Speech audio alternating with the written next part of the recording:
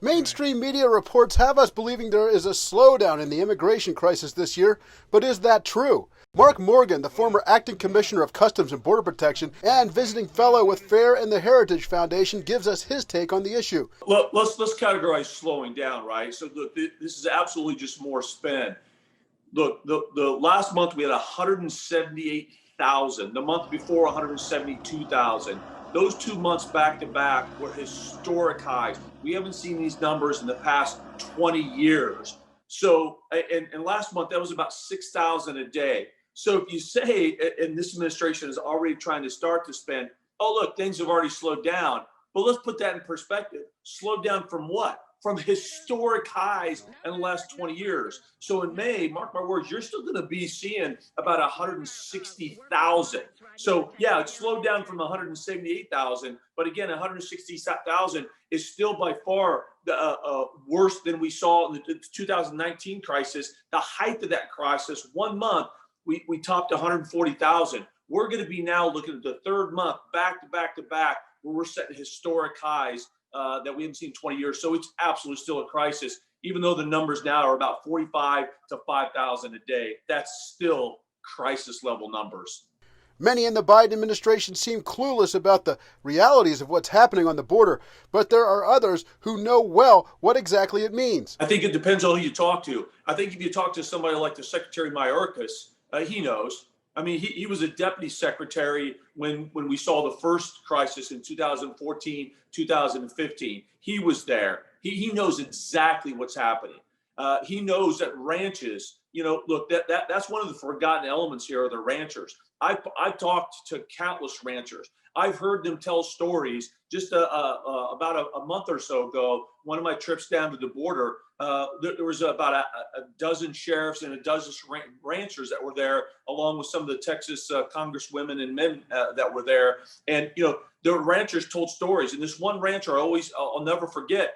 He said, look, I don't feel comfortable leaving my own property and leaving my wife and kids there alone because the volume of illegal aliens going across his property is so high, he feels in danger for himself and his family. Others ranchers talked about how they come in, they trash their property. What to you and I or people who live in the city have no idea is that, like if you go and you leave gates open or you do something that spooks the herd, that goes directly to the rancher's livelihood, and that's what they're experiencing on a regular basis. Not to mention that ranchers have discovered dead bodies on their property. They've discovered illegal aliens that are in need of medical attention because the coyotes left them there alone because they couldn't keep up. Keep going on with stories and stories, but it's absolutely incredible what's going on. Now, what I will say is there's some, I believe in this administration, some political appointees, some open border advocates that they don't know what's going on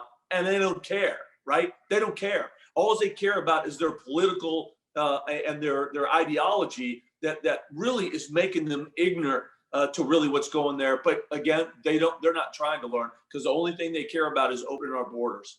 There are still people questioning why immigration was hardly an issue in 2020, and in 2021, apprehensions are inching towards 1 million before the year is half through. Biden's team will tell you it's due to problems in the Northern Triangle countries. This is another false narrative by this administration. If you take a look at February of 2020, the flow had been reduced by 75% from 2019. If you look at 2019 to 2020, the economic conditions, the so-called root causes, the so-called push factors in the Northern Triangle countries did not change from 2019 to 2020.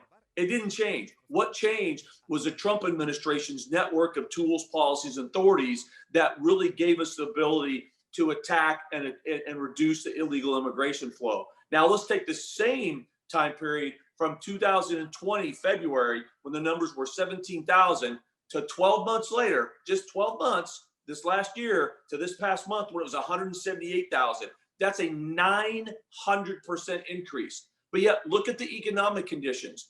From February last year, to this April, economic conditions did not change substantial in the Northern Triangle countries. Look, the issues because of COVID was there in April and March and et cetera, just like they're there now. The level of violence has not spiked are gone down significantly in the Northern Triangle countries, yet illegal immigration has spiked 900%.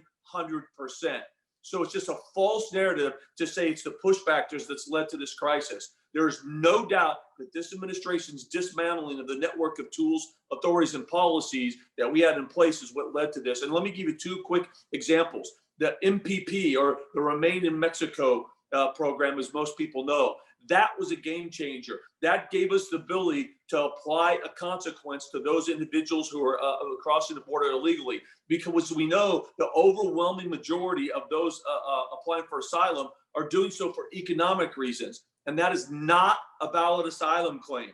Asylum is about state-sponsored persecution because of your involvement in a protected class. This administration knows, Secretary Mayorkas knows, 90% of the claims are invalid, fraudulent claims for economic reasons, and they're going to be found to be invalid. And so we said, hey, look, why are we letting these individuals into our country, releasing them into our country, when we know the majority of the claims are going to be found invalid? So what we did is, hey, you're going to wait in Mexico while you go through the asylum process. And once the claim is found to be invalid, you're not going to be allowed in. That is what led to a 75% reduction in illegal immigration. You're looking at 300,000 to 400,000 less people even attempted to illegally enter, because once again, if you got to a border, we weren't releasing you into the United States. Another important policy that they got rid of right away was Title 42 for unaccompanied children. That's the CDC order that in the middle of a global pandemic that said, if you come to our borders illegally, we're going to process you on the border and remove you. We're not going to bring you in to our congregate settings, and we're not going to release you into the interior United States. This administration removed that for the UACs. And that is why in March, you saw almost 19,000 UACs. That's the highest number of UACs in a single month in our history. And that's a direct cause at the dismantling of the policies that were working by this administration. And Morgan tells us the Biden team is doing a lot of covering up of what's really going on. What I refer to as the shell game, right?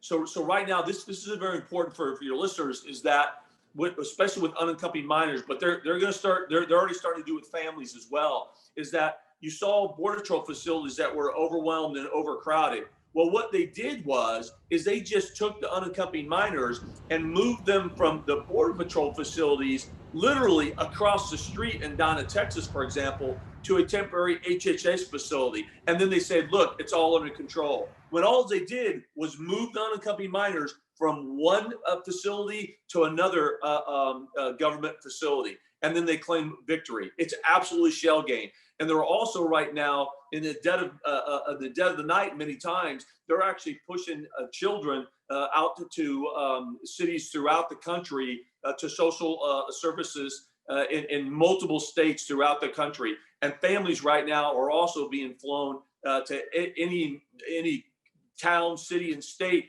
that they want to. And the majority of that's being done at taxpayers' expense. And that's another thing that they're trying to hide from the American people.